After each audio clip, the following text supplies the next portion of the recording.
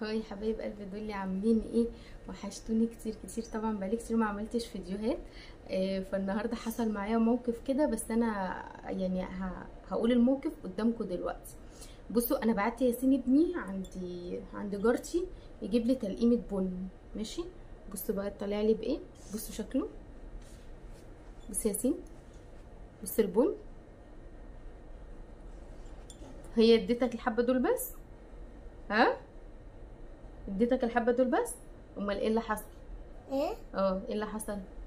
انا كنت طالع وكنت بنفخ في الفن. الفن جه عليا. يعني انت كنت بتنفخ في البن، فالبن جه عليك، صح كده؟ كان انت ما اكلتش حاجه، ما اكلتش بن، ما دقتوش، صح؟ يعني انت لما نفخت في البن عمل فيك كده، صح كده؟ هو البن عمل فيه كده.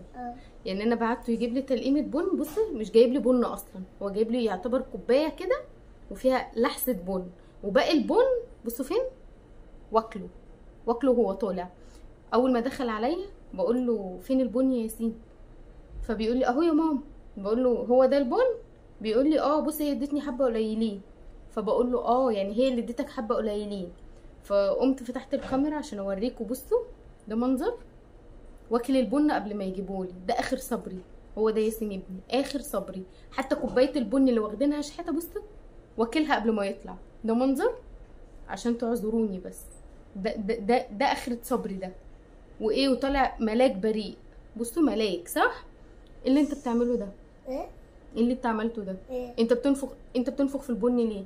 انت جايب الكوبايه، قلت لك انزل هات لي تلقيمه بن، صح؟ طيب مش المفروض تروح وتيجي تديها لي على طول؟ طيب انت بقى ايه اللي خلاك تنفخ فيها وتاكلها؟ ايه؟ بغير. بتجرب ايه؟ بشوف يا ولد بتشوف ايه؟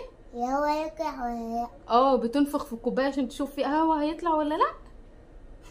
وبعدين بس والهوا طلع ولا لا؟